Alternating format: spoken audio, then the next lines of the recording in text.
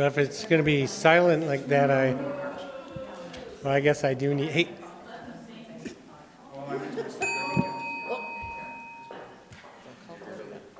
Just before I call the meeting order, I'd like to ask Mr. Burt to step up and introduce his new staff. Good afternoon, Mayor Borman, members of council. I'm pleased to announce, if you want to come on up, Adele Woodburn. She started with the town of Canmore yesterday in the position of bylaw services supervisor. So it'd be a good opportunity to just come in and introduce you to her, and I'll turn the mic over to Adele. She'll tell you a little bit about herself. Thank you. Hi, my name's Adele Woodburn. Obviously, this is my second today with the town of Canmore. I'm super happy and excited and motivated to be here. I finished my last job on Thursday, so I've officially been unemployed for 3 days, the first time ever in my life. Prior to that, I was a peace officer with the City of Calgary for 7 years. Did a lot of work with the City of Calgary on animal control and the community standards bylaw. Spent a lot of my time supervising and developing new staff there in the acting sergeant role.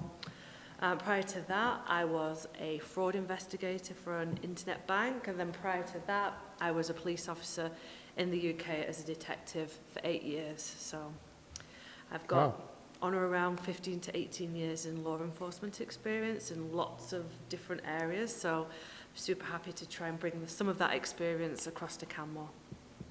Well, that's really great to hear, and welcome to Canmore. And I think with that long background, you'll be able to handle the hooligans and the horrible people here. I'm hoping so. Yeah. So, and you're prepared for a lot of off-leash dog sort of interaction. That's my pet peeve. Joke. I'm just joking. I have a dog. I know what it's like. It's great to be able to welcome you here today, and also great that bylaw is, I guess, at full complement now. This is really good news. As you probably know, last year we got through a difficult summer with pretty short staff in bylaw. So this will be a much more successful year in that way. So welcome to Canmore. I hope you find a place here. Me too. Yeah. Thank you. All right. Thank you. Thank you. Have a great Thanks, Mr. Burt. With that, then, I will call the meeting to order. Committee of the Whole for January 21st. Looking to the agenda, are there changes? No changes to the agenda? I don't think so. In which case, I'll move the agenda be approved as presented. Those in favor? Opposed? Motion's carried unanimously. Looking to the minutes of the Committee of the Whole, December 17th. Are there errors or omissions?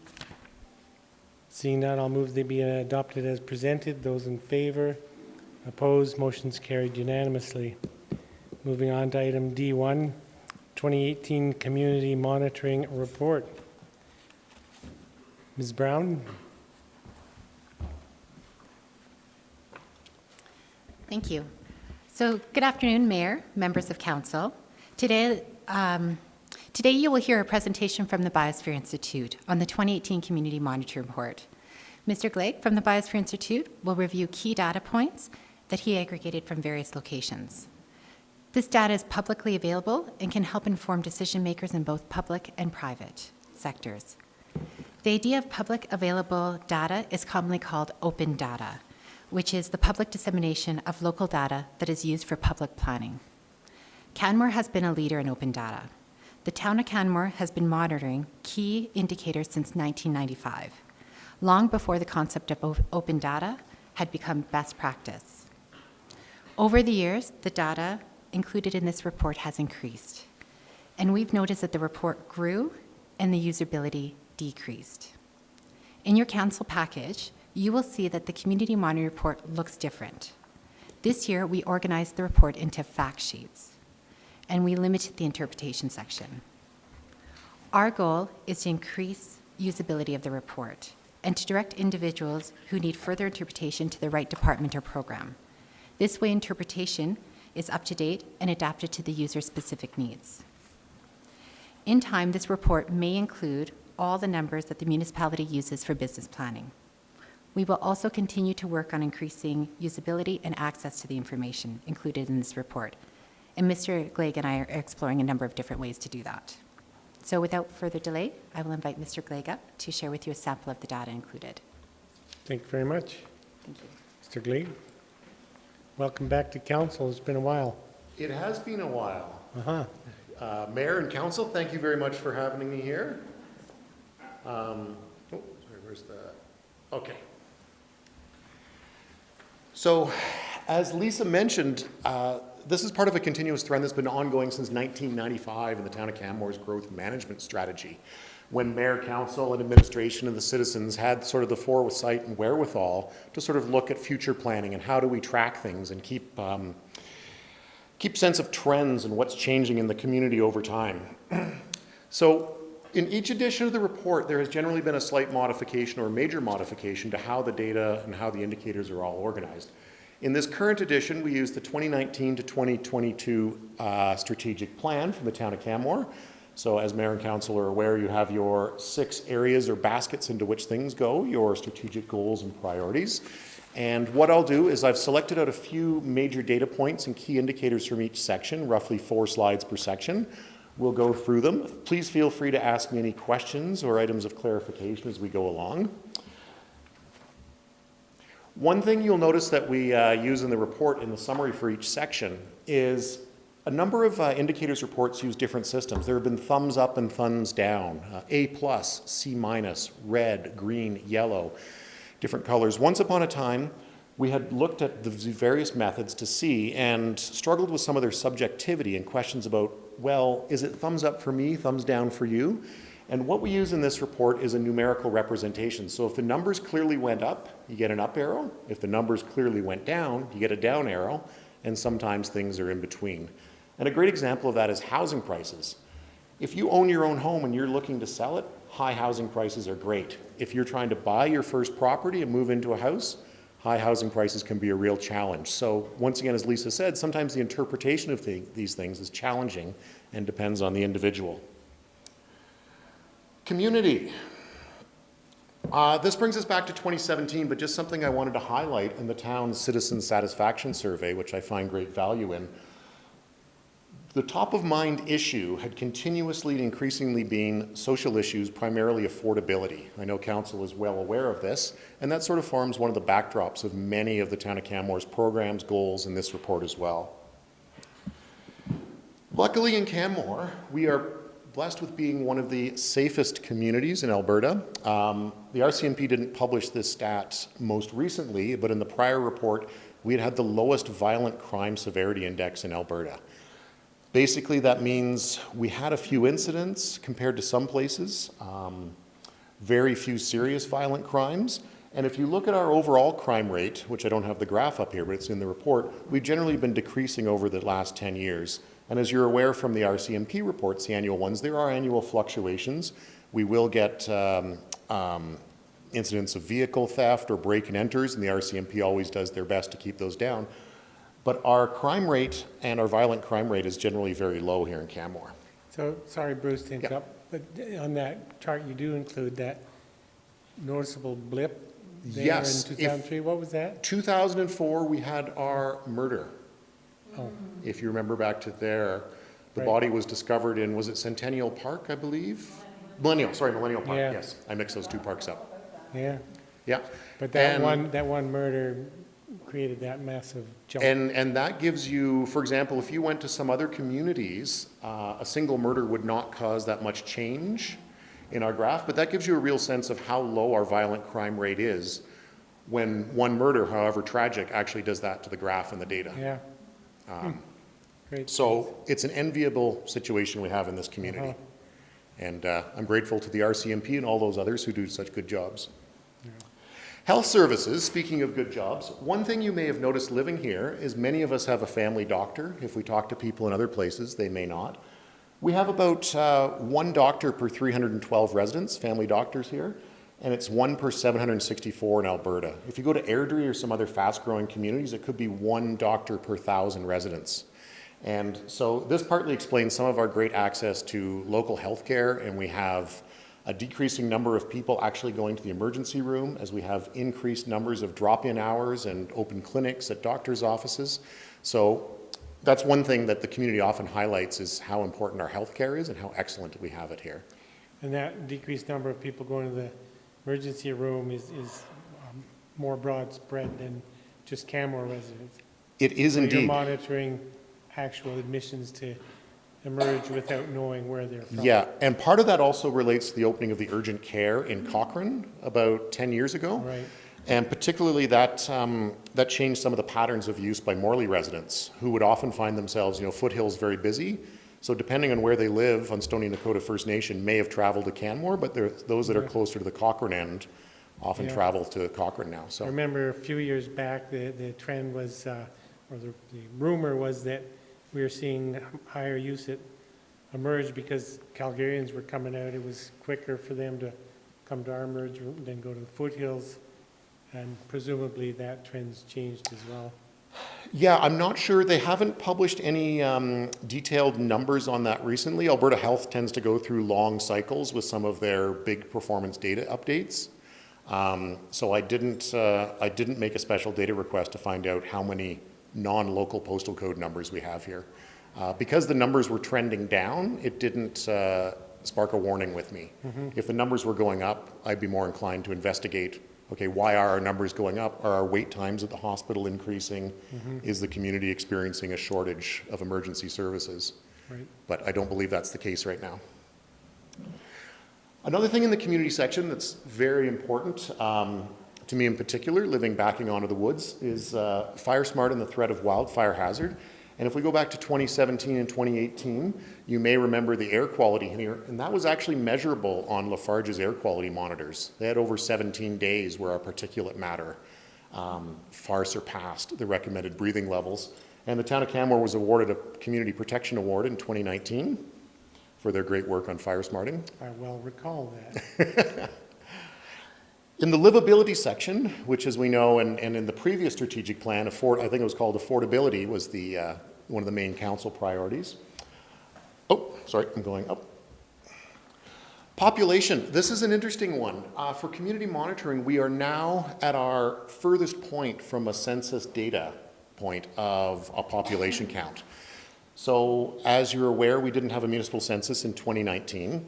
The last federal census was 2016 and the previous municipal census was in 2014.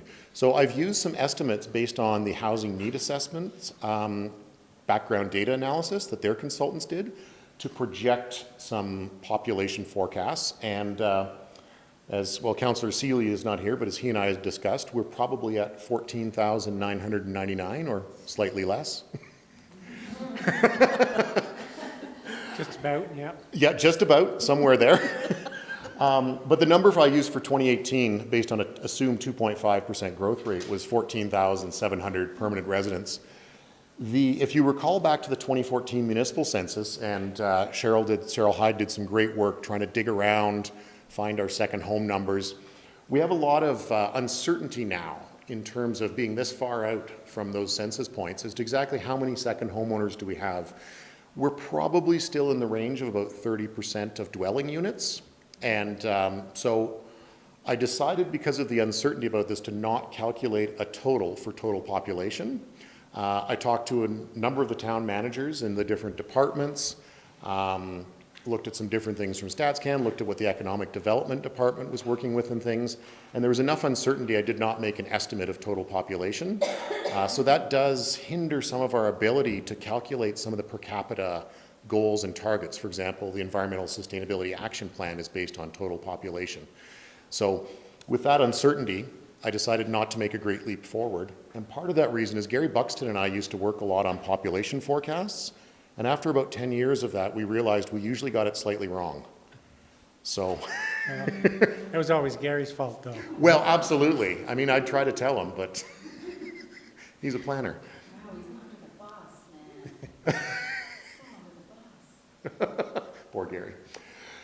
And for those of you that have seen the report of my presentations before, one thing we've tracked very closely is how the demographics in terms of age are changing in Canmore. One thing that has happened, and this is relates to people with a Canmore postal code, there has been an increase in births in Canmore. And this is something that really piqued my interest because for many years, we had not only looked at perhaps a flatlining total population, but a decreasing number and proportion of children in town. And the operating theory of that, of course, was it was largely linked to questions of affordability. Great place to live if you can afford it. But there has been a slight increase in the number of births in Canmore. We also see an increase in enrollment at the schools. But until we get the next 2021 federal census, I'll remain cautiously optimistic. For example, in 1996, there were 1,900 children in town, and in 2016, there were just over 2,000. So the numbers and the change we're talking about are very small, but if you think about that in context, town of Canmore has changed substantially since 1996, but the total number of children has only fluctuated a little bit. And so when you monitor or measure the births at the Canmore Hospital, you separate out by postal code? Yes, so what I get is I get a custom data request from Alberta Vital Statistics that has births by postal code of the mother. So as we know, some people give birth in Calgary due to preference or medical reasons. There are some other people that are born here to parents that are not from Canmore, so they're excluded, but it's all based on postal code. Right. Yeah. So the births that happen at our hospital as a result of the Banff, That's correct, not affected. not affecting. Yeah. So if we were looking at the ideals of an inclusive community that has, different socioeconomic brackets and different age groups, this is a small but potentially very positive change. You're right. And when I pick on the growth in the 45 plus age categories, I have now well aged into that group, so I'm not intending to pick on those of us that are in it. Gee, I'm surprised to hear that. I'm not as young as I used to be when I started this. Income. Two of the most interesting things about income in Canmore is we know that our average incomes are relatively high, and often they're on par with Alberta's incomes. Now that may continue to change as Alberta suffers its economic challenges. So we'll see what the next income updates for Alberta as a whole are, or for Calgary. But when we look at average overall incomes, it's important to remember that not all of that comes from employment. And Canmore's very unusual. About 19% of our total income that everyone's making in the community comes from investments. So your T3 slips, your T5 slips, interest and dividends. And this is more than triple the national average. And basically what that means is there's some money here that's making money. That does not include second homeowners. Their taxes are calculated in their place of primary residence. And the other thing that we see is we see a decreasing proportion of total community income from employment. So if we think about the housing market, to what extent is the housing market and the housing prices decoupling or moving away from what the average wage earner earns in town? And we've seen that for many decades. Affordability was a concern in the 90s, but as we go forward to now, and there's an increasing proportion of money in town that comes from investments or other sources that aren't directly related to wages, then how does that fit with a wage earner attempting to afford a rental property or an ownership house in town? Yeah, that data, and we've talked about it before and certainly tracked it for a while, that's, in my world, that's a worrisome data point there. See that. And obviously, individuals with wealth can bring many great benefits to aspects of the community. But if we think about, if I look over there at businesses there, has it become increasingly challenging? And the answer is yes, for someone working in one of those businesses to afford a place to rent or own. And Lisa's department has done a lot of work on the living wage, so I'll just touch on this briefly. There were some estimated decreases in the required living wage or estimated living wage for Canmore from 2015 to 2017. And a lot of that relates to some of the affordability initiatives the town is putting into place, as well as changes to the tax code and structure, because affordability is not just a question of your income and your housing expenses, there's also what happens with some of your money in between. And one of the big takeaway details from this is the estimated living wage is really more on par with large urban centers. There are no other, except perhaps you start looking in some places like Whistler, small towns where the living wage would really be this high. And I know Lisa is working with some groups provincially to try to standardize and develop these frameworks further. Yeah, it's nice to see that. I mean, the really great thing about this ongoing monitoring is we can start to track success of programs. And when I was looking at that section in your report, it's exactly what came to my mind, is showing that our affordability program is starting to show real success in the numbers. So that's very encouraging. Yeah, I've heard feedback from a number of residents, and Lisa's program has some pretty impressive numbers as to how many people Yeah. are participating now. Yeah. Rental housing, speaking of affordability in housing, we've had about a 30% price increase over the last 5 years. And just so everyone's aware, this data comes from Dougal and his crew at Community Housing. There are federal statistics, but they're much less reliable, so we look at the local ones here, and they intensively track basically everything that's advertised. And this is the advertised rental rate. Some people will say, well, I've got a friend and he rents this studio from someone, but the reality is when you find yourself on the open housing market, this is what you'll face. Yeah, this is the number. And one of the real challenges in there is our low vacancy rate. So Canada Mortgage and Housing Corporation deemed our data last year to be too unreliable to publish a vacancy rate, which basically means we're somewhere at about 0% again. Not enough numbers of units found to calculate it. And in the housing needs assessment, which is a very big, very dense document, in my report I only touch on highlights of it because Community Housing and Bow Valley Regional Housing put so much effort into that about 40% of renters are above the so-called affordability thresholds of 50 to 30 or 50% of their gross income on their housing costs. Councillor McCallum, did you have a question? I did, Yeah, about this, I've got lots of questions after, but I'll ask this one now while you're at this point. With regards to CMHC, being unable to provide reliable data, is that due to the sheer, like we don't really have a lot of purpose? Because I think we're finally beginning to understand that their vacancy rates are based on purpose-built housing. You are correct. And for a lot of years, they were looking at social housing as being part of that purpose-built housing number, so that brought that average down considerably and unrealistically. Yeah.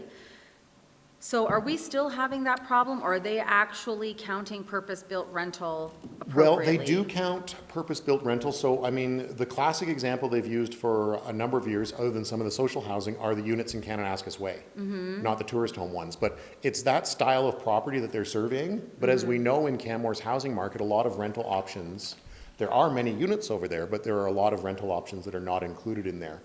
So community housing actually keeps a running inventory. Yeah, I know. And so in 2018, we do see a spike in availability, which I would caution with because we had Northview and things on Palliser come online. Yeah, so good. that's reflected in those numbers. If we have full uptake of those, which I believe we pretty much do, then the number of units available on the open market drops off Because again. the core needs income threshold is based on the CMHC data. That's a And problem. the core needs income threshold is $3,000 to $4,000 difference per annum between Banff and Canmore, and that's just not statistically possible. No, So I guess my question is, as a lowly statistician, Yeah. do you have the ability to give them this feedback when you are getting your data draws? Is there any opportunity for the public to provide this feedback for practitioners? I'll check with Dougal, but I do believe that community housing has fought several battles on that front. Yeah, and with- BVRH is as well, because it Yeah. affects our ability to help people in terms of the thresholds. Absolutely, and the CMHC methodology, and I do have frequent contact with them, is very standardized. But we know from long experience, because the Job Resource Center has also tracked rental costs since at least the late 90s. Their numbers are very similar to community housing's, and both of those are several $100s per month minimum more than the federal numbers. So, Okay. yeah, how exactly to get the powers that be to change that? Beat our heads up against a wall, that's how. Yeah. Thank you. Apologies. Ownership housing, and just so you know, in the living wage calculation that Lisa and her team work on, they work on an assumption of renting a place. Ownership housing puts you in an entirely different category of wages and income. And similar to the rental housing, we've had a 26% increase on average over the past 5 years. I will also caution you that when you see different numbers, they may be slightly different because different realtors will extract the data from the Canmore real estate database. So don't look down to the dollar value. but generally their round figures line up. Calgary has a real estate board that publishes an official number. Here was our average, here was our median. In Canmore, it's each individual realtor or brokerage that'll go through their joint sales database and extract the numbers. We've used RE/MAX for consistency during the entire history of this report. We would have very similar but slightly different numbers if we'd used Century 21 or Brad Hawker's team or something. In 2018, the average single-family home prices were over 1.1 million. Most of the numbers I've seen for 2019 show a similar value or perhaps a 1% increase or 1% decrease, but pretty close. In terms of affordability, community housing and other agencies look at a lot of very detailed things. Banks will look at very detailed things for your mortgage. The main one I like to use is called the median multiplier. We take the median house price, we take the median income, and we compare them. So in 2017, median house prices were about 5.8 times the middle or median income. And globally, above 4-to-1 is considered severely unaffordable. 4-to-1. Back to what I was saying about employment incomes and stuff, if we look at median employment income, so say you're a working individual without significant assets to your name, it's approximately 7.8 to 1. So you can see how the affordability gap increases the effect of wages and income versus total income that includes investments. Yeah. And this has been trending up over time. So prices have gone up, wages have gone up, but not as much as prices. I was just thinking, I think you meant on the second bullet to say single detached homes. Yes. Sorry, I should use appropriate terminology. You caught me. I think that was acceptable last decade to say single family. Yeah, it was up until a couple of months ago. Oh, okay, a couple months ago, sorry. Yeah. Yeah, that's right, single detached dwellings. Okay, see, I am showing my age. That's our new speak. Not single. Detached. Right? Detached dwelling, okay. Right. We'll go fix that in a moment. Don't worry about it. And council may have seen this. I'd highly recommend reading it. It's the province's spatial price or place-to-place price comparison survey. They go through across the province to a number of communities. They collect a standardized basket of goods and services. They compare us to, are you more expensive or cheaper than Edmonton? And Canmore has the dubious distinction of being the most expensive for the last 3 reports. That's primarily driven by our shelter costs, which on average were 42.9 or 43% higher than Edmonton's. And our overall price level was about almost 20% higher than Edmonton's. You'll see some communities such as Lethbridge are slightly lower. So if they have slightly lower housing costs, maybe slightly cheaper groceries or gas. But the primary driver in Canmore are shelter costs, followed by transportation costs, as anyone who's filled up a vehicle here with gas knows. And to a tertiary degree, our food costs, which are higher than Calgary and Edmonton, but not as astronomically high as our housing prices. So. You know why they use Edmonton as the benchmark? The premier's there, I'm not sure. Oh, that would be it. And yeah, it sounds slightly arcane. Edmonton's always 100. So if you take the numbers from different years, they don't necessarily compare. So it's center of the universe. It's just, are you higher or lower than Edmonton in this given year? Yeah. We are always higher. Yeah. Strong economy. There's been a lot of activity in this area. The Eleanor's Department, Economic Development, the resurgence or rebuild of Tourism Canmore Kananaskis. And there are a couple major processes which I had the pleasure of sitting in on the sidelines or participating in for the economic development strategy and as well for the tourism strategy. So it's interesting to see what they're trying to get moving and shaking there. I have a number of really detailed tables in there with businesses by NAICS classification codes and stuff, but this graph's much simpler. It's from the business registry. And Eleanor's team has done a really great job of trying to revamp the business registry. So part of this reflects their outreach and some increased compliance.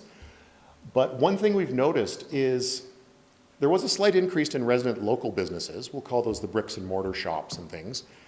Registered home occupations up by 48%. So when we look at groups like Innovate Canmore, we always talk about the phenomenon of amenity migrants or knowledge workers. We're actually starting to see that in businesses that were reflected there. One thing it also reflects that I see in the federal data is an increase in lessors of real estate. So there's a number of people here setting up businesses to lease or rent real estate properties.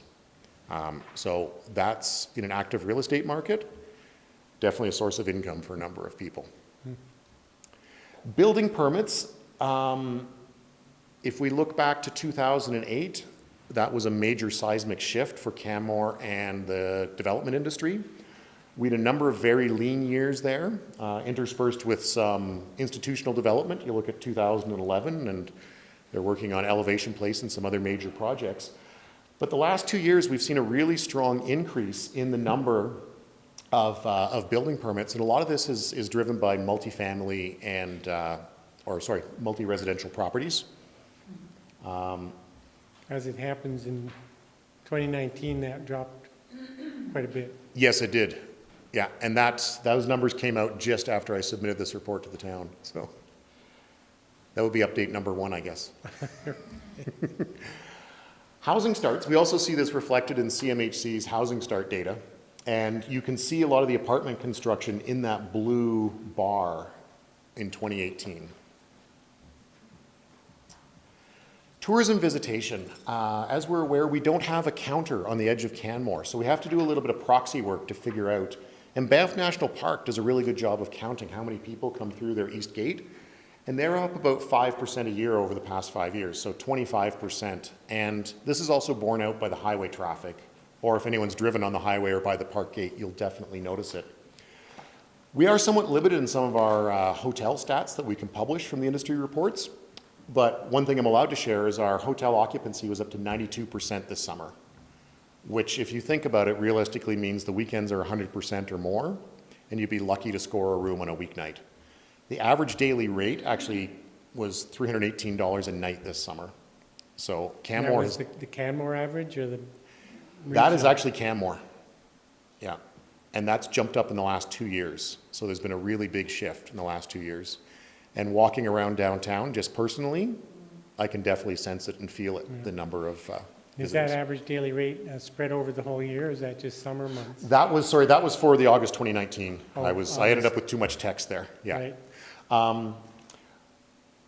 Tourism Alberta does let us share the average occupancy rates and daily rates for Alberta resorts. In the top right graph, if you look at that orange line or the blue bars tracking up over the past 8-9 years, you can really see some of the visitation increases overall to the Canadian Rockies, as measured by hotels. Mm-hmm. Human-wildlife coexistence, one of our major topics of concern in the town. It was a busy couple of years for bears and human encounters. I will caution that these green bars down there represent what are called low-level or low severity occurrences. So if you phoned in and saw a bear in your neighborhood, that would be counted as one of those. If you take your attention to the yellow ones and the red ones in the top, those are really the ones with the higher hazard or severity. And the numbers actually represent contact incidents with people. So the green ones are almost a proxy for sightings or notices or reports of bears in and around town. And then the yellow ones and the red ones are property damage. The red ones are, pets or humans, and the numbers actually represent humans that were contacted by a bear. 2013, you might notice, is extremely low, the flood year.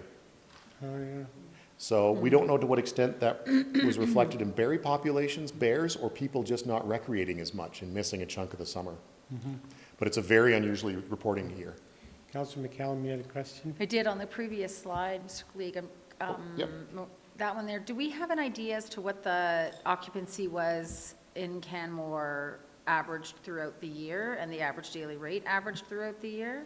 Yes. Are you able to give that to us? I might. Okay. He's such a tall child. I love him. Anyways. It's not considered public, let me say that. Okay. I guess because I've been approached by a business or two saying that the occupancy rate is down and that our visitation is down and that our average daily rate is down. And when I hadn't read this yet and I opened this up and I was like, that seems a little counterintuitive to what I understand Yeah. and to what I was reading. But this is a recent number, so Now, that's of why I was course, curious. performance of individual properties may vary. Yeah, of Seasonal, course. seasonal factors But are. this person was speaking in a blanket sense, so that's why I was, Yeah, I have seen no numbers for hotels, traffic, or estimated visitation to this region that show anything down, okay. but I would be interested to find out if it's true. I think it's, ANIC data. Yeah. It might be, but I haven't seen anything published that would refute that, or Perfect. confirm that, sorry. Thanks very much, I appreciate that. Bear removals or deaths, this is one thing that's also featured in the Human Wildlife Coexistence Report that came out in 2018. And I didn't put the annual numbers in because it's highly variable by year. But this just gives us a sense of Bow Valley, and this is not Bow Valley Banff, but our side of the Bow Valley, including as we stretch out to the MD of Bighorn. Just how many bears have been removed from the local ecosystem by management action, trapping and translocation, deaths on the highway. And one of the goals of the Human Wildlife Coexistence Report is definitely to see those numbers go down, if possible. Human cougar occurrences. I included this because I don't have an answer, but it's curious. I was speaking to Jay Honeyman about this. Our numbers of reported occurrences are way down. The province doesn't have a clear answer. We don't know if it relates to cougar populations, or do we just have some cougars that are very good at staying hidden? So. Wildlife attractant management, also a major recommendation of the coexistence report. Alberta Environment Parks did a survey in the town of Canmore. They found over 2,500 fruit trees on properties. And as you know, the town of Canmore has their new wildlife attractant management plan and programs and bylaws in place for fruit trees. That map there, which you may have seen before from Lori or from Bylaw Services, just shows the distribution of these trees. And it's, they're pretty much everywhere, so. Going to be a big job, isn't it? Enforcement. Another outcome of the coexistence report was an increase in enforcement. And you know, here's some numbers from Greg Burt's team, and they had transitioned away from issuing warnings more towards tickets. So if they found people that were in violation of one of the bylaws as it relates to coexistence. So from 2017 to 2018, they actually went up from 19 off-leash dog tickets to 81. There's similar numbers out of the province, and they greatly increased. I think they went from 15 to 54, the number of people given tickets for being in closed areas such as corridors or bear closures. But of course, enforcement is all dependent upon the continued budget and staffing of people to do that. So where this whole monitoring report really comes in well is for us to be able to track the effectiveness of the changes we've made. So that wildlife attractants, the warnings and tickets, I expect we'll see that go up. Yes. And maybe some of the other violations will go up. And hopefully it'll show a concurrent reduction in the number of problems around wildlife. That would be, I mean, the very clearest example we had, which is the classic case study, is 1988, or 1999, 1998, 99, when the bear-proof bins went in, and you see the real sudden drop in the number of bear and garbage incidents in town. It was a very clear linkage. It was like the tap was turned off. So I'll be very curious to see. The fruit trees is also a difficult one. We don't know for sure, but we suspect there are variable levels of reporting based on the severity of the incident. For example, if your dog gets attacked by a bear, you're more likely to report it than if you saw a bear in a fruit tree sometimes. So some of the lower level occurrences, we don't know what the extent of underreporting is. Obviously, when there's a fatality, it's well reported. Environmental sustainability, here's our last chapter. Town of Canmore solar panels, of which the town has installed quite a bit of capacity. Air quality. I don't know if anyone's seen the trailer up at Elk Run. I think does it end this month up there, or is it next month? But CRAS, the Calgary Regional Airshed Zone, moved away from their passive monitor at Gap Lake, which gave us a really great baseline of a few parameters. And they're calculating a very detailed suite of measurements in Canmore up at the Elk Run Ball Diamond. One thing we did notice from the passive monitoring that CRAS did, and if you remember back to, or sorry, actually not back to, in the future there's the graph on transportation. Ozone levels were measured to be continually increasing at Gap Lake, and that sort of reflects our traffic increases on the highway. Energy and greenhouse gases, I think you'll be expecting soon from Amy Fournier, the greenhouse gas specialist, climate change specialist with the town, their full report that she and Laurie have been working on. And what's interesting here is the town of Canmore has declared their climate emergency, have their 30% reduction target.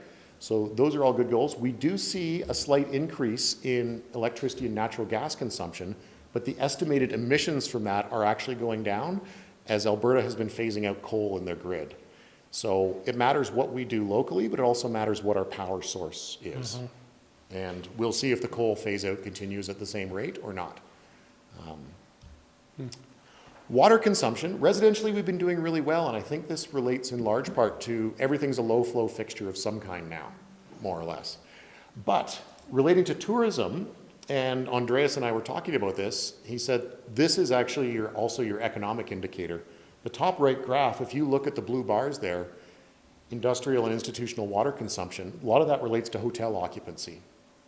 So we see 2016 was slightly higher than 2017, but those numbers are well up and they're well above the town's ESAP goals. So it's a challenge. How do you match goals for tourism and visitation with climate strategies and also with water reduction strategies? Yeah, when I was looking at that in the report, I perhaps selfishly attributed some of the reduced water consumption to the initiatives. I mean, we intentionally worked with the fee structure to encourage people to use less water. You know, we have the, what's that called, when if you use more than a certain amount of water? Yeah. Right, so, And that may well be. yeah. Yeah, we haven't done a special survey as far as I know to determine people's motivations. Yeah. But we do know that the trend to go down, to decrease residential consumption has been going on for over 15 years. So has that accelerated it? Perhaps. Solid waste. The one thing I'd like to point out here is, well, other than you're aware of the organics composting program, is a lot of our solid waste totals relate to the level of construction and demolition in town. So if we see things like new approvals and market forces at work in Three Sisters or other areas, you can expect a great increase in total landfilled amounts and diverted waste and those quantities. Our residential waste has been very, very steady over the past 10 years. And we're hoping and we're expecting that will really decrease with the organics. I know Simon in solid waste was telling me that they're getting about 11% decrease per month when the bins were implemented. So considering there's only 5 bins or 6 bins? Yeah, that's very little contamination. Yeah, and very little, so I'm very pleased with that, yeah. Transportation, sorry, this is our last chapter. As you're aware, Andy and his team in engineering put together the integrated transportation plan and lots of work on parking management. One place that Town of Canmore does have a traffic counter is Spring Creek Drive, just off of Main Street. So it's not the main thoroughfare, but that was recording 40% bike and foot traffic in the summer of 2019. So I know engineering has plans to start putting more traffic counters around. So I'm really hoping we start to see and measure the mode shift around town. Great. Public transit, this has been a huge success story in terms of ridership, and I know our family is using it a lot. Local transit, I mean, we had a 46% increase from 2017 to 2018. I know there were some good numbers third quarter 2019 when I looked at it. I haven't seen the final totals from the end of the year. Highway traffic, this one is really quite interesting. You'll look at the blue graph on the top, that's Highway 1. And that relates back to the ozone that's been measured, the Banff National Park visitation, and some of those hotel occupancy stats. An average of, you know, there's almost, just like the park stats, almost about 5% increase per year on the Trans-Canada Highway. Commuting, this is something that we have to wait for the next census, but Canmore's been fairly steady for about 77-78% of people commuting with vehicles to work. And just keep in mind when we get the next federal census and we have local roam transit and new parking strategies, new complete streets, will that change? Oops. And thank you to Mayor and Council, the Town of Canmore staff, and everyone who provided help and assistance with the data, especially to Lisa Brown and her team who helped with some proofreading. And here's a list of, hopefully complete, of a whole bunch of people that I consulted with and who provided us data, provided feedback, vetting of the information. And, you know, I'm kind of the conduit through which this flows, and without them, we'd pretty much have a blank report. So I really appreciate all their assistance that they've given. Yeah, well, thanks for being here to present. It's always a presentation I look forward to. In fact, the release of the new monitoring report, ditto. I'm curious, I don't want to get into a detailed analysis of the report. We don't have time to do that this afternoon. But I know that the monitoring reports are available on the Biosphere website, the new website. Yes. Not sure if they were available before this new website. Yes, they were. Yeah. So are you able to track how many or how often people refer to the monitoring report off the website? We have a completely new website host, so I'd have to see what statistics we retained from the old version. But yes, we can certainly track downloads. Be interesting to You see. can track the number of hits to the community monitoring page on the Yeah. website for sure. Yeah, it'd just be interesting to know how many people are finding value in the monitoring report. And I know the town typically makes it available on the town site as well. As your website has undergone redesign, has the locations have changed, and I don't know if old editions still retain I'm their... sure we could track that as well. Yeah. That's great. Councillor McCallum? Thank you, Mayor Borman. As you know, Mr. Gleig, this is my favorite report, as Why, I thank posted you. on your Facebook on this weekend. That actually broke my social media ban. There you go. I've been off it for a year. I noticed that.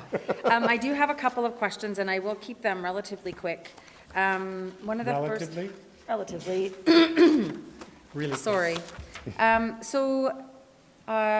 When you go into the livability section, I see here we talk about social assistance. What page are you on? Sorry, page 62.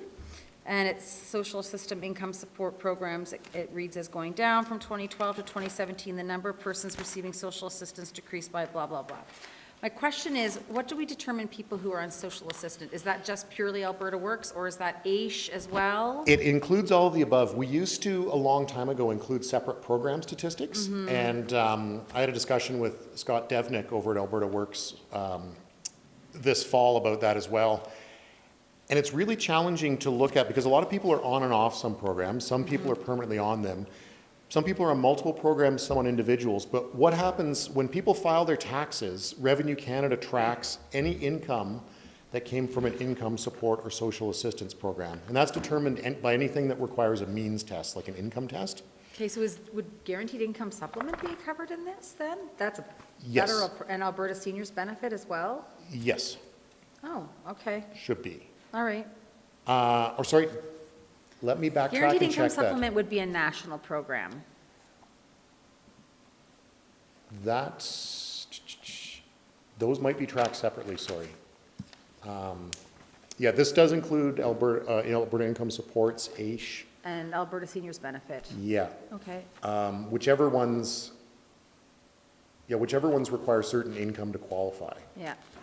And one of the operating theories we've had sometimes with the reduction in this is the question of, if you are of low enough income to qualify for some of these programs, You couldn't how do you survive afford to here. remain in You Canmore? can't survive here. Yeah. No, I get that. Yeah. I asked you the CMHC question. I have never heard of, I wanted to thank you for highlighting the subsistence wage, because I'd never actually heard of that. Like, I understand the concept, but I never had heard the bare minimum required to support life, Yes. which is pretty much what welfare payments in Alberta are. Like, if that, it's a part-time job, if not a full-time job, trying to Yeah. bump up that. But I just wanted to say thanks for putting that in. And then, municipal tax assessment split. Oh, yes. So, this reads to me, and I get confused with the split and the share and the assessment, John, was that? This is based off of the assessment ratio. Okay, so I guess I had some feedback, or I was confused with the statements. It's from 2013 to 20, and this is, sorry, page 140. The residential to non-residential tax split remained at or near 86 to 14, which is above the 2/3 to 1/3 target. But that target does not exist anymore in the MDP, and that's about tax split, not share. I struggle with this. So So we would- actually, since the property tax task force, I Yeah. can report that we have actually our taxation's been at 2/3, 1/3, Yeah, based on an assessment of that 80/20. yes.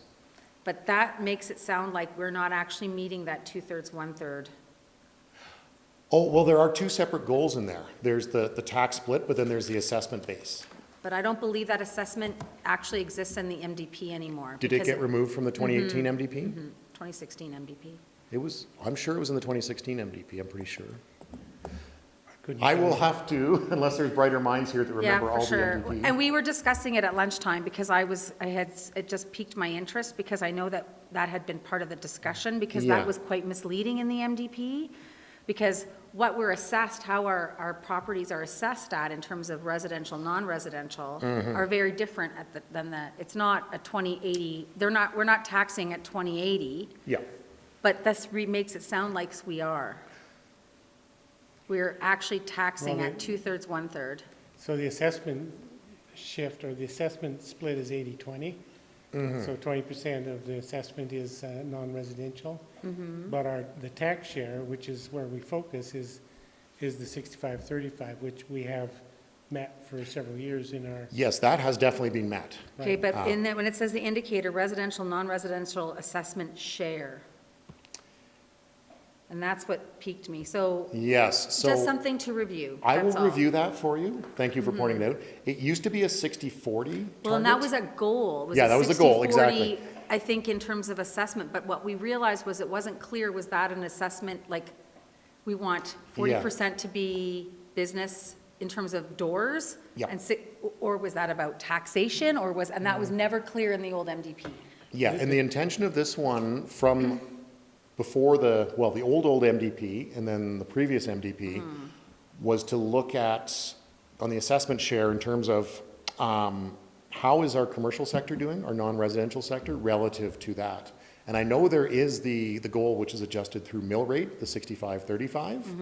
And obviously the town of Canmore has the levers to pull to change that whenever council makes the decision by changing mill rates. But this was to look at the background assessment values. But I will go double check the MDP. I just think it's actually just the misuse of the word share. Okay. That's it. I don't think your information is wrong. I Yeah, just think it's, okay. that's all. I'll double check, because No normally I worries. borrow the wording from the document, the original You know document. I love this thing. I have all of the copies that go back. okay? That's it, your worship. Thank you for using. Anybody else have anything they want to pick Mr. Gleig's brain about right now? Thank you very much for your time. I just wanted to say how much I appreciate the reformatting. I particularly like how you've connected it to our own strat plan, you know, in headings. That worked really well. That was Lisa. She gets the credit for that. Well, it works really well. And I already spoke to it, but I really find value in this report. I have a feeling it's not widely read by community residents, but this is how we track the effectiveness of the things that we do here. When we see numbers getting out of whack, and we try to address that in various ways over the years, we can get an idea of whether those methods are working or not. That's my sincere hope, yes. Yeah, it's working. I like that. Councillor Comfort, did you? I do, sorry, I missed my opening. That's okay. Mr. Q, it's come and gone. So my question is about migration and mobility in the valley. Yes. And you said in here, I think, that something like 39% or 37% of the new population was Filipino, is that correct? Of new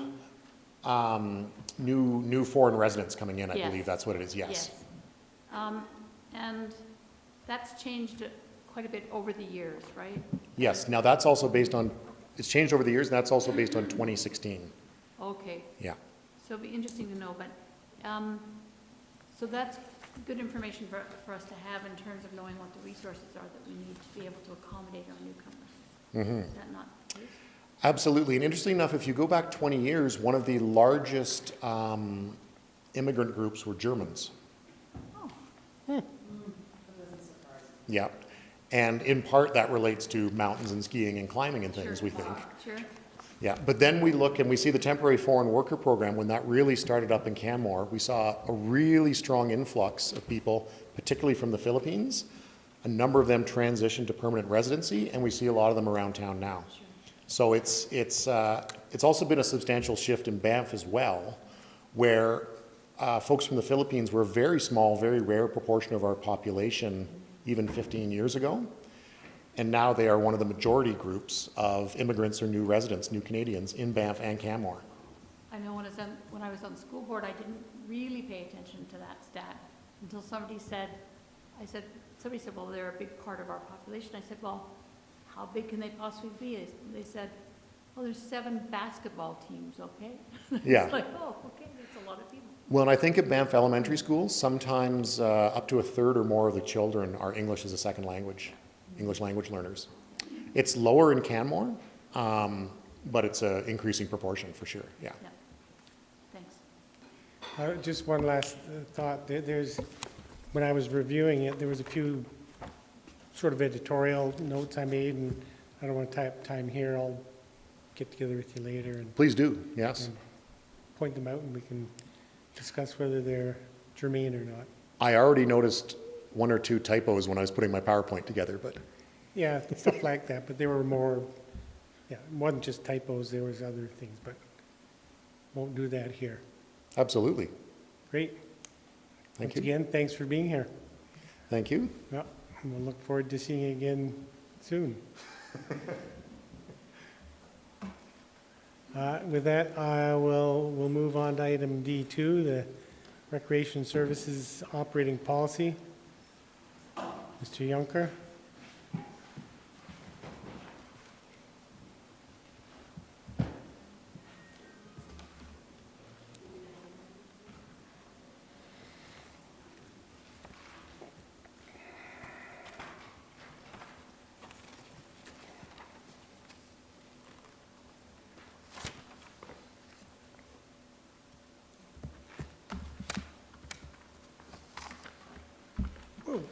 Good afternoon, Your Worship, members of council. Thank you for your time today. We appreciate it as we propose a new operating policy for recreation services, and we appreciate your input into that. I'm joined today by Marg Samusfalvi. Marg has put a lot of work into this with me, and she's here to answer any difficult questions you might have. You may recall back June 25th, Scott McKay and I conducted a working session with council on this subject, and we presented some information on how recreation services had changed, particularly over the last 5 years with the opening of Elevation Place, and we talked about options for policies. One of the options was to eliminate the policy. Most departments don't have actually an operating policy. And in fact, as we looked around the province, we couldn't find another recreation department with an operating policy. But after discussing it in more detail and getting feedback from council, we decided to go ahead and look at a process of amalgamating some of our existing policies, of looking at the MOUs that we've had in the past with the private sector and what we should do with those. And at the end of the day, we chose to consolidate our policies, eliminate the MOUs or not reintroduce them or renegotiate them. And quite frankly, we came up with something which we think is pretty good and will serve our department quite well in the future.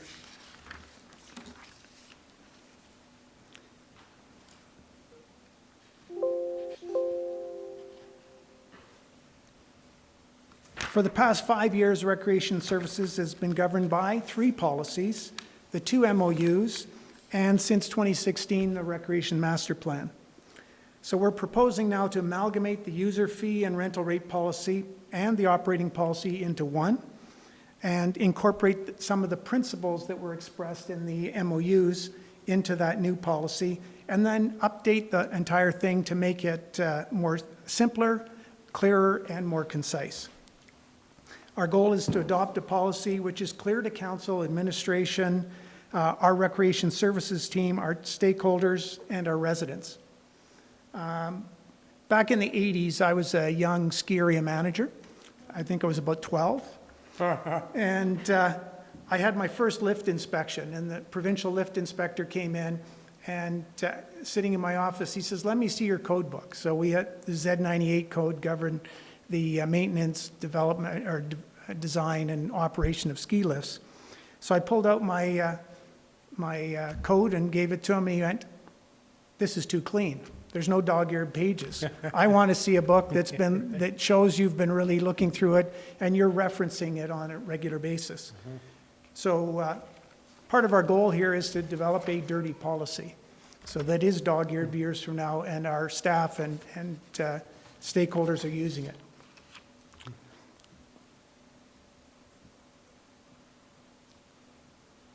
So a quick background, Council approved the existing user fee and rental rate policy in 2012. In 2013, the enterprise model came along, and that was really part of the business plan for Elevation Place.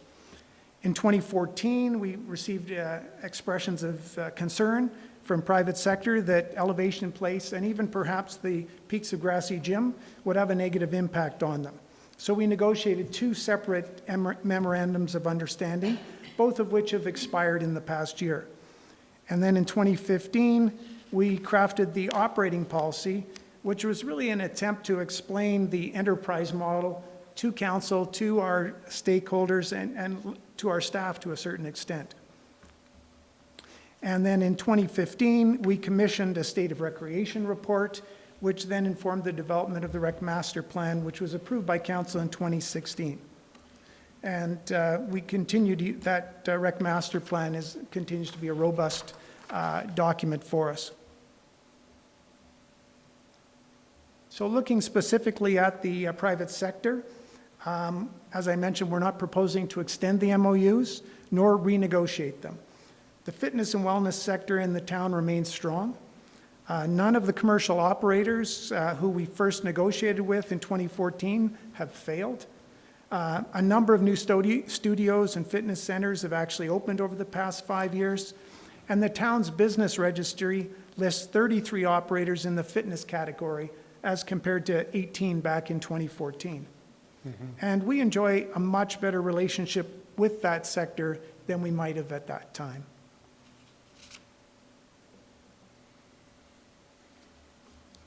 Oops, have I gone the wrong way?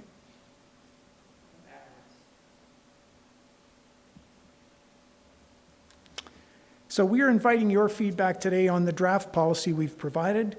We believe the policy reflects the best aspects of the existing policies, consolidated into one, aligns with the Rec Master Plan, and defines the fundamental approach we'd like to take over the next 4 years until it's time for a renewal of the policy. And I am confident that our team members will reference this document on a regular basis.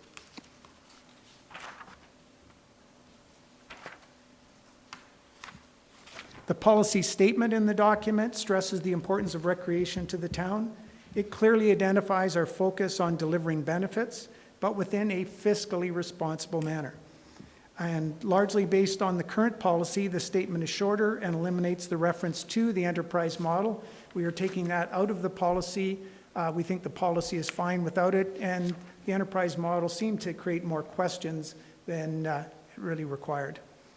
The policy clearly defines what we do, how we do it, and without need for that reference to the enterprise, which sometimes confuses people.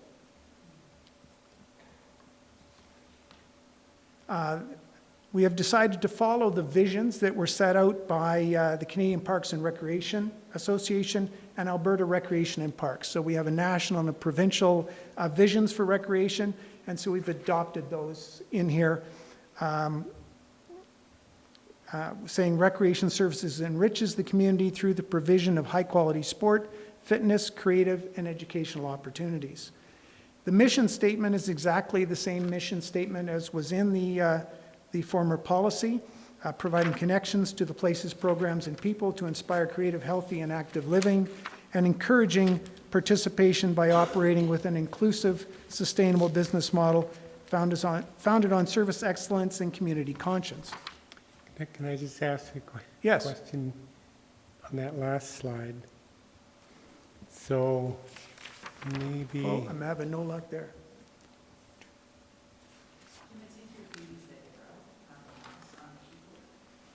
Oh, okay.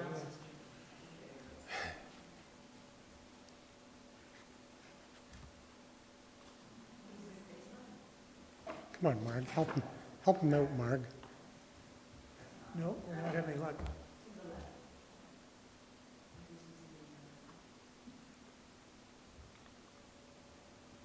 Hold on.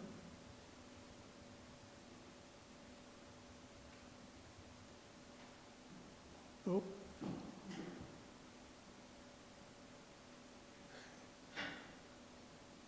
There, We had it. there. Sorry. So the vision showing up here is different from what it reads in the policy. So I'm not certain where I'm getting mixed up or, so on the attachment 1, the policy, the vision reads, Canmore embraces and proactively uses recreation as an essential means for enhancing the well-being of individuals, community, and our natural built and environments. Yes. And we have a mistake. The one in the document is the correct one. My apologies. That's okay, and ditto with the, I'm not sure, but under the mission in the policy, there's 4 subsections, which are also not reflected there. Yes. So that's just a slide error? Yes, I'm sorry about Okay, that. great. We'll correct that. No, that's good, we're talking about what's in the policy, so. Yeah. Yeah, my apologies. Okay. I'm not sure how that happened.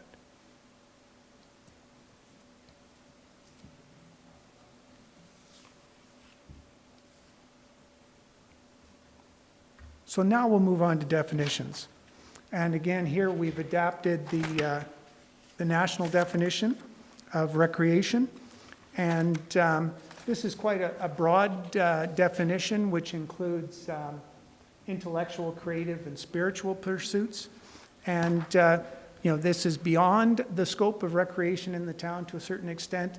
But it's a sort of collective approach that we share with arts and entertainment, or arts and events, and our arts community to deliver the spectrum of things that are included in recreation. So we've decided to take a more inclusive approach, but recognizing that there's aspects of this we don't deliver.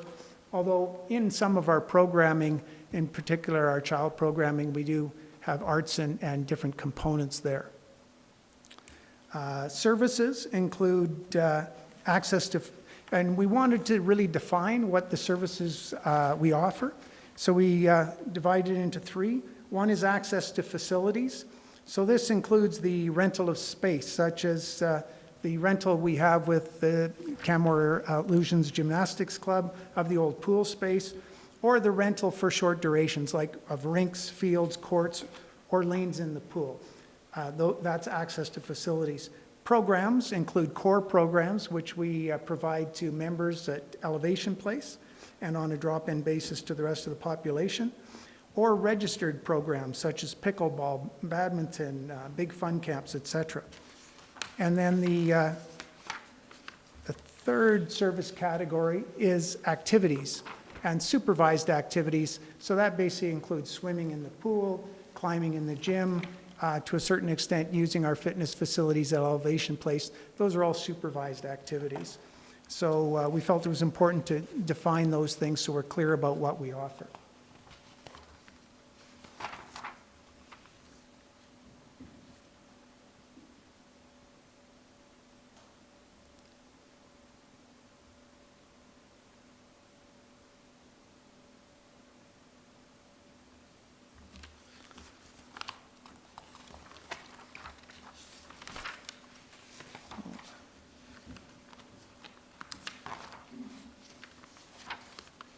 Excuse me, I just lost my place here.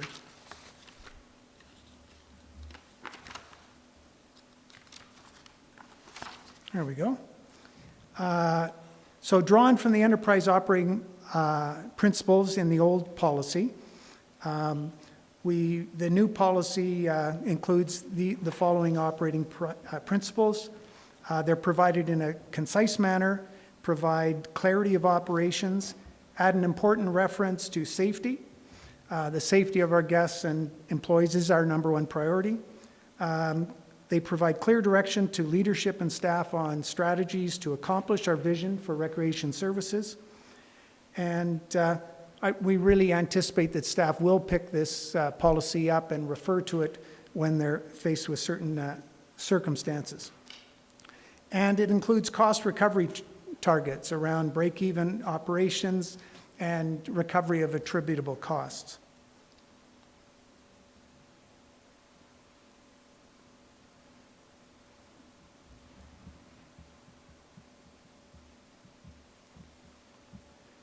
The user participation and cost recovery is drawn from the Recreation Services user fee and rental rate policy. This section clearly identifies the tools used to meet our fiscal goals. You will have seen this same pyramid used in earlier diagrams around the business plan at Elevation Place, and it was adopted by Arts and Events for their community event policy a year ago. We use this all the time. Pricing for programs, for example, with our camp programs, we will look at this and identify where it is on this pyramid the program should fall based on the who's involved. And what we'll do, if we look at a child and youth program in the summer months, we might have a 50% cost recovery target based on where this sits in community-wide benefit to youth.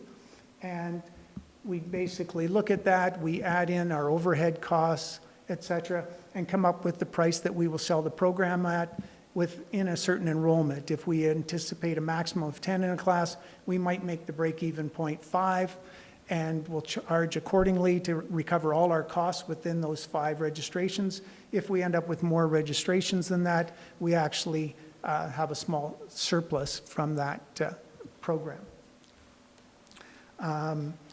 Another example of the base of the program, community-wide benefit to youth, would include the free Big Fun Camp. We offer a week of Big Fun Camp at no charge to citizens on the participating in the Affordable Canmore program.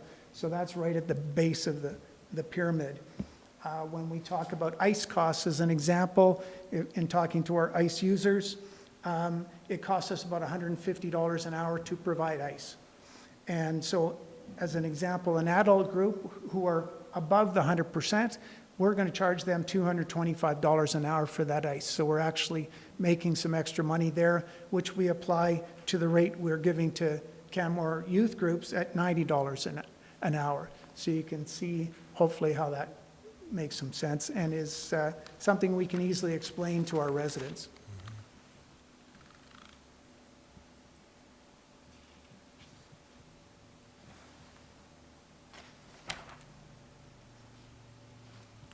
So the policy the policy directives reference the 3 overarching goals and 18 intended service outcomes outlined in the 2016 Recreation Master Plan. The 4th goal isn't really a goal. The plan actually includes 3 goals, but we want to include the amenity strategy because that's an important aspect of future development of facilities in the town. So we may want to represent that in a slightly different way, the reference to the amenity strategy. And then the policy directives also highlight the importance of stakeholder engagement.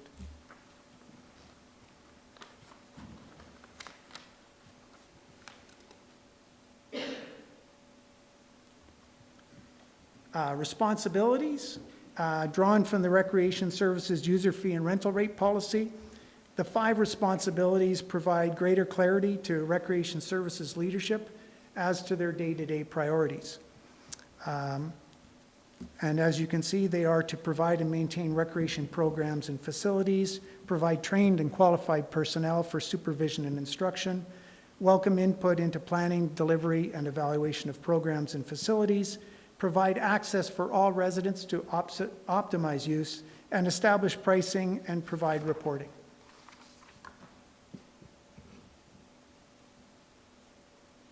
So the proposed operating policy amalgamates the best aspects of existing policies into one, provides clear direction to staff, and provides clarity to stakeholders and residents.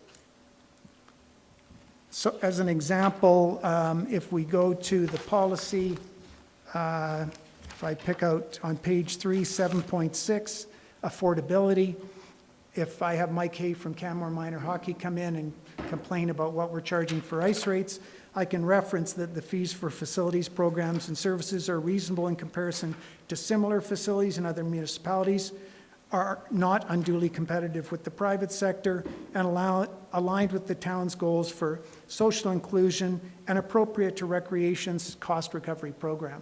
So those are the references we have when we put together our pricing, and these have proven to be effective in the past. This policy reflects the current operation of recreation services and the state of recreation in the community.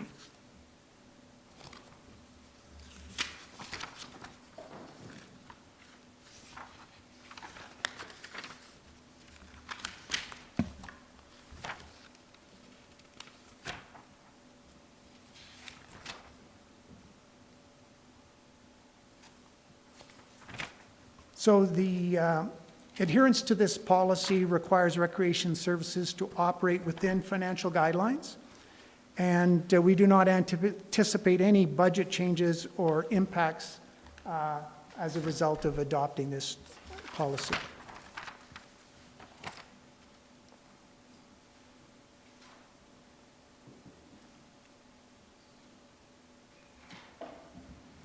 So next steps.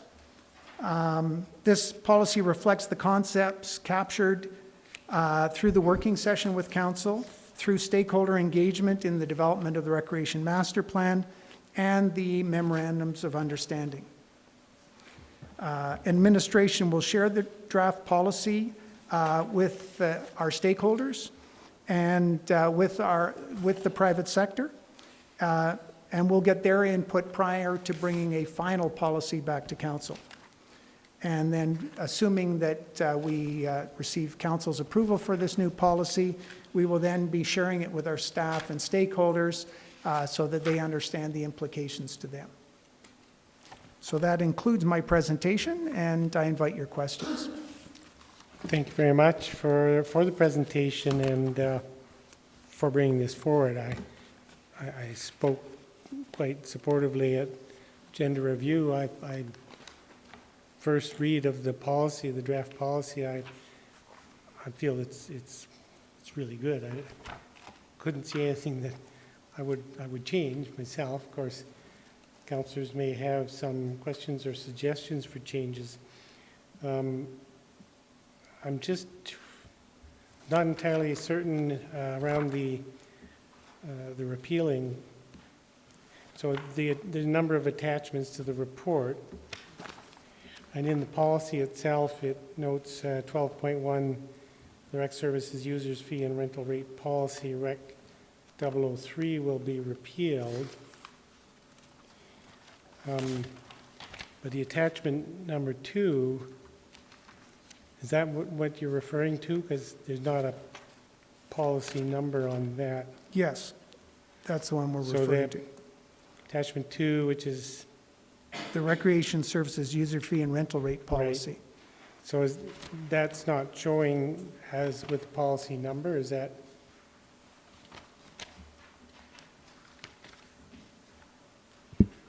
I'm sorry, Mayor Borman, what's your question?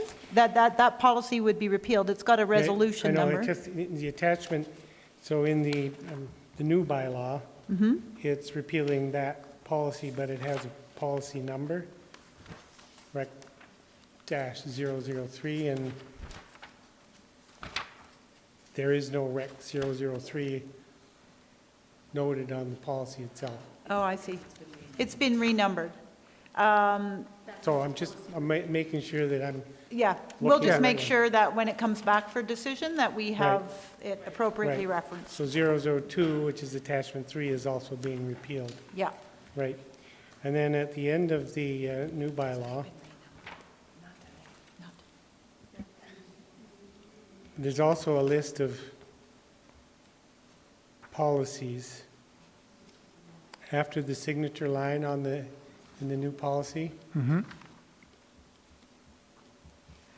And it seems repetitive, I'm not sure. So section 12 of the policy specifically repeals 2 current policies.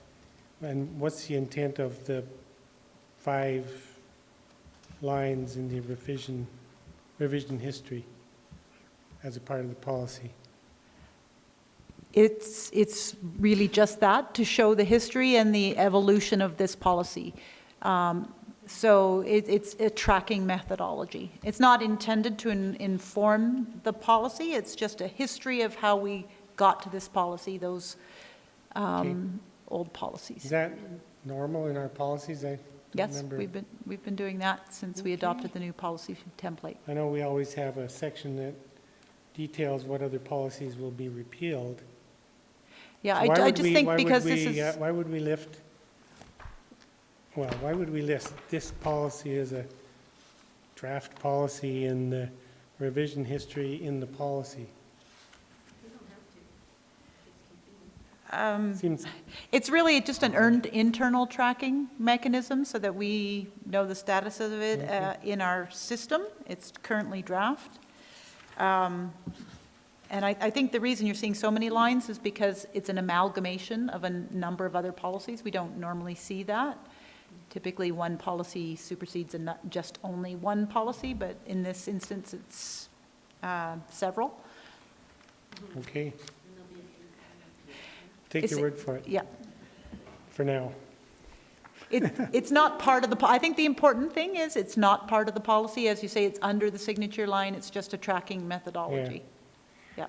Sure, okay, I'll let it go.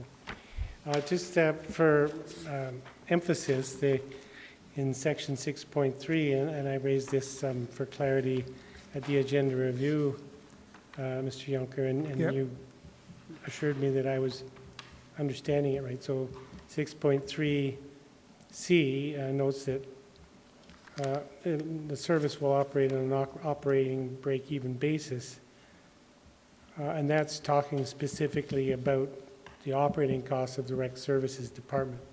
On the next line, 6.3D, the 60 to 70% of costs, direct costs, or costs directly attributable to operations. So that line is specific to facility overhead. Yeah, So you're that's, separating out the 2 different cost centers of the service. yes, the significant cost centers we have, of course, are Elevation Place and the Canmore Rec Center. And our facilities team incurs the cost there associated with the repair, maintenance, and operations of those facilities. Right. And these aren't reflected in our annual budget. So the recreation annual budget would show revenues of close to about $4 million and direct costs of about 3.5. So recreation as a department would provide a roughly $500,000 surplus, it would appear. But that doesn't include those operating and maintenance costs, which are in the range about $800,000 a year at the rec center and $1.2 million at Elevation Place. And so when you put all that together, collectively, once we look at all of that, we're running about a $1.7 million annual deficit that is funded by taxpayers. So but we like to look at both because, for example, we can, with impunity, book ice. So this summer, for example, we're shutting down 1 sheet of ice because in looking at the projected bookings, we did not have sufficient revenue to justify facilities incurring those costs. From a rec perspective, we could sell ice at $10 an hour in the middle of the summer, knowing it costs facilities $180 an hour to provide that ice. That doesn't make sense. So That's why we've incorporated their costs as well, so we can be more responsible. And just the corollary is that they are also responsible to keep us operating, even though it may cost them more at times to bring people in on overtime, that sort of thing. When we put it all together, it helps them understand their collective impact as well. So that's why the two targets within there. One, looking at the total return, and over time, we would hope that the town's working on more direct costing, and we'll be able to refine that much more diligently, looking at the contributions from IT and HR and communications that also benefit rec. Right. So in a nutshell, then, we intend to recover all of the costs of running the programs, like the teachers' fees and advertising and whatever it costs to run a program. We intend to recover all those costs. And if the operating cost of the two facilities, as you noted, was about $2 million, is that what you said? About $2 Yeah, million? I think, yes. So then we would target recovering 60 to 70%. So what's that? 1.2 to 1.4 million would be recovered towards those costs. Exactly. So in the case of Elevation Place, we recover about 70% of the operating costs. At the rec center, it's more in about the 50 to 55% range. Which is great. I mean, I think it's pretty high for most municipal operations, I think. Yes, 70%. You know, when Elevation Place, if you look at the original business plan, the goal was to achieve on a long-term basis 50% cost recovery, which is kind of the benchmark out there for facilities of that type in a municipality of this size. So we're very happy with 70. Great, as am I. And you track those two separate cash flows separately? Yeah, yeah. The one is the department statement. The surplus is the one that council will see on a regular basis. The other is more of an internal document that we share with facilities to look at our combined, coordinated approach to offering service levels. Thank you very much. As I said, I have no suggestions for improving the policy. I think it's really quite good to begin with. I support your decision to drop the MOUs as part of that. I think the data shows clearly that that fear was perhaps unfounded or hadn't proven out, particularly when you note the number of businesses in that sector has doubled in the 5 years or whatever since we opened Elevation Place. I don't know if other members of council have any questions or suggestions for Mr. Yonker on the policy? Well, then, oh, your light's already on. There you go. Councillor Comfort. I just have a question about those specific agreements that we've had in the past that were kind of bespoke or tailored for a specific situation. So going forward, if there were, I can't imagine what it would be, but if there were another circumstance like that, where there was a concern and you had to do something that was sort of outside the parameters, I guess it's a two-part question. Do you feel that what's provided here would give you a base to negotiate with those stakeholders and say, okay, let's see how you fit under this existing policy? Yes, because we do have provisions in here about not unduly competing with the private sector, about cooperating, collaborating. So I think that all falls within the policy. There's still a matter of interpretation. There always will be. But I think we have, guidelines that would assist us in reaching amicable arrangements. We're in discussions right now with some members of the private sector about offering more programming through the town, which is quite a change from where we were 5 years ago. Sure.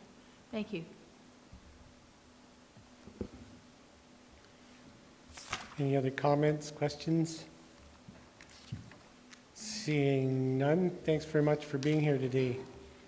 And we'll look forward to seeing this back for approval sometime. When's it going to be back? Hopefully in March. March, great. Thank you very much. Thank you both. This, I'll move on then to item E1, council updates. And as usual, I'll just open the mic for any questions at all. I have one for Councillor Sanford. You noted the 2 STAB hearings in January. Have the decisions been made public yet? The SDAB has 15 days to respond, and the appellants are usually notified as soon as the decision is made, and then it goes on the website. So I'm not sure. In other words, that's why I provide the link, because I don't know when it actually gets posted. Okay. Because the appellant is always informed first, and then after that it's posted. So Yeah. there is a time lag, and there were some illnesses in the department as well to get that ratified. So always check the site, because it is updated I'll follow the link then. as it becomes public, yes. I'm curious to see how STAB ruled in those two. So it's important that the appellant is notified first, and then it goes to the public. But it's always posted when the decision is Right. determined. Great, thanks very much. I had a question for Councillor Seeley, but I'll ask him when he's back in town. Any other questions in this section? Seeing none, we'll move on to item F1, the service area reports. Start with the first section, section A.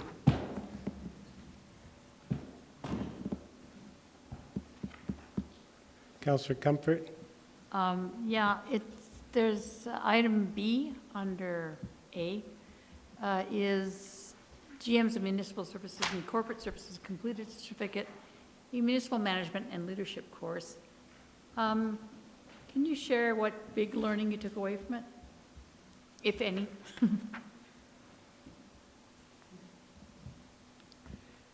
Sorry, the question was what big learning? Mm-hmm. Yeah. So this course was a little bit over a year in 5 different locations with several different instructors. And so, I don't know, Therese, if you want to jump in. I mean, the majority of the content for me that was helpful was around things like leadership theory. And, we all had our EQ intelligence taken and a course on change management and how to help manage a change through an organization. So those would be I'm happy to talk further. Those would be my big takeaways. Mm-hmm. Anything you want to add? I can add the change management was very relevant. We also did one series on business case development, which aligned nicely with the tools that we had begun implementing on our own. It was a good confirmation that we were on the right track there, and that was a tool that was useful and helpful in a municipal environment. The other thing maybe I'll add is that I found helpful, and I believe Therese did as well, was just connecting with people in similar positions in other municipalities. There's not a real natural professional group, but being able to talk to somebody in Airdrie, for example, who's trying to figure out how to put recreation in their offsite levy model, when that's something that we're working on and talking about. So making those connections and having people in other communities across the province to reach out to. We met a fire chief from Tabor who's just built a new fire hall. Those kind of conversations and connections are also helpful. Great, thank you.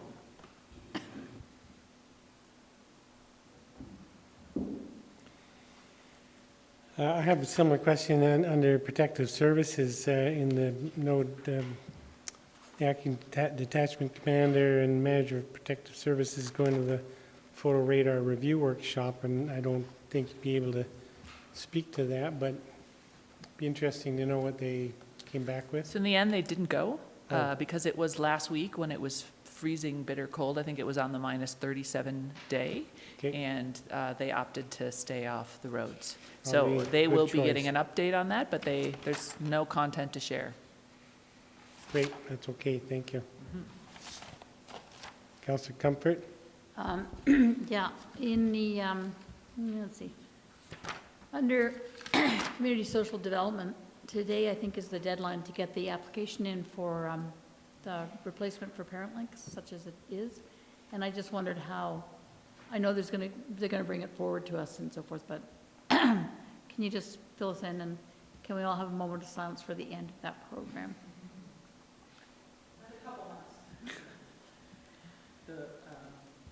Sorry to have to hit my button. Yeah, thank you.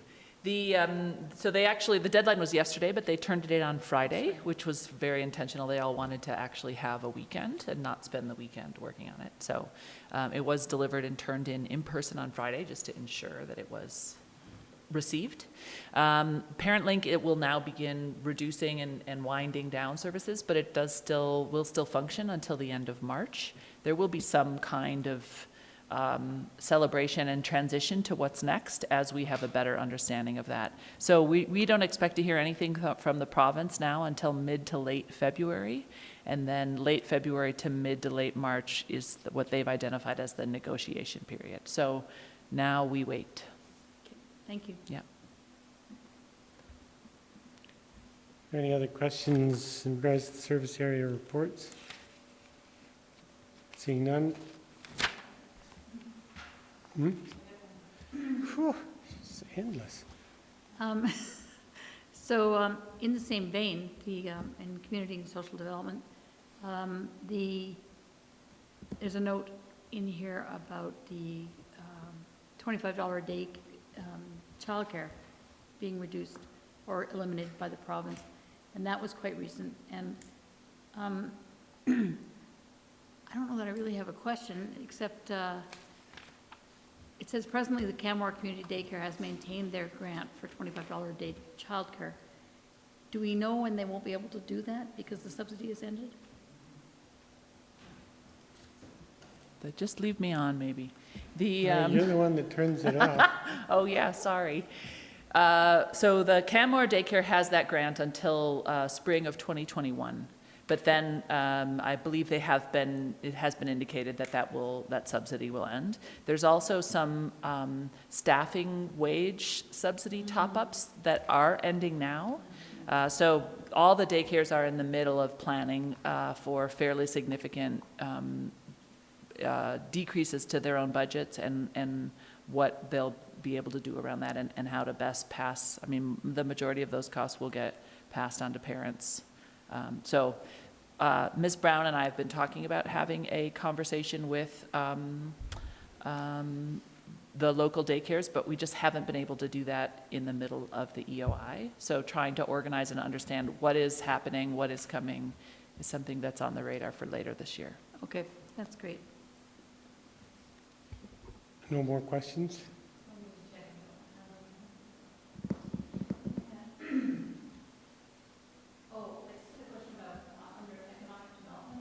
Why don't I put your mic on again? Oh, I didn't turn it on.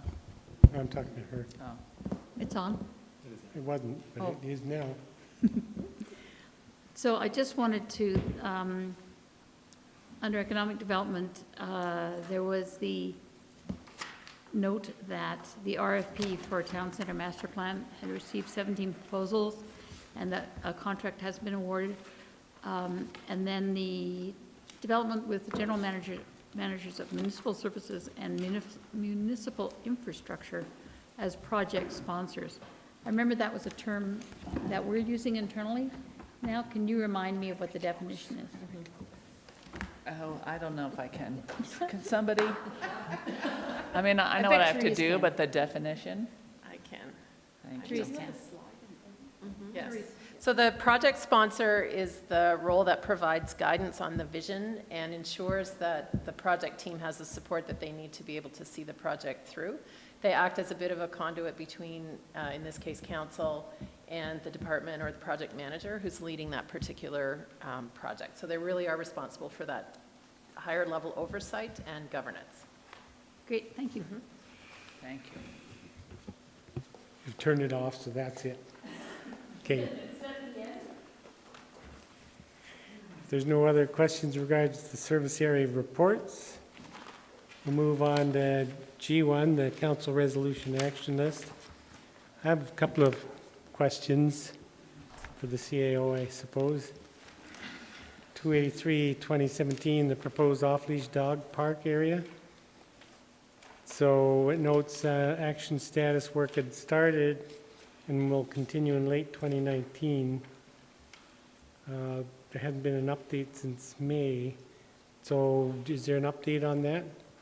Not that I'm aware, but we will provide you an update for the next committee of the whole. Perfect. thank you. Or even an email update, doesn't matter. Sure, but we will update this Okay. table with some updated information. Yeah. And just curious about the motion 129, 2019 around the bridging document. Yep. So that is something we intend to discuss at length with council at your strategic planning session and have that come following. Currently, it's tentatively scheduled for March, but Perfect, That thank will. you. Councillor Comfort. Yes. This is from, I forgot about something. So it was No, we've moved on. No, I haven't. Civic Center, the chlorine monitor device has been replaced. It had failed and was at the end of its life cycle. And I just wondered if the councillors and I myself and a couple other councillors had noted that the drinking water that we have at council was very chlorine-y from time to time. And so I wondered if that would explain that chlorineness of it. Who wants to take that? Yeah, I don't believe that would explain that. Oh. It was really about the water coming into the building is used to cool the building in the summer and then exits back into the water mains at that point. So it's the chlorine monitoring device was installed as the water from the cooling system exits back into the water mains. So, and that part has been functioning and it's, yeah, so I would doubt that, but I can certainly ask about another hypothesis. Curious. Councillor Sanford and I had both noticed it just from time to time, and it's quite pungent, quite noticeable. I've learned to love that flavor. You would. It's typical of you. Do you have any other questions on the service area? Yes, but I won't. I'm done. Okay. Are there any other questions in regards to council resolution action list? Seeing none, anything on the Bow Valley Regional Housing Report, monthly bulletin? Seeing none, I'll move the committee of the whole be adjourned. Those in favor, opposed, we're adjourned.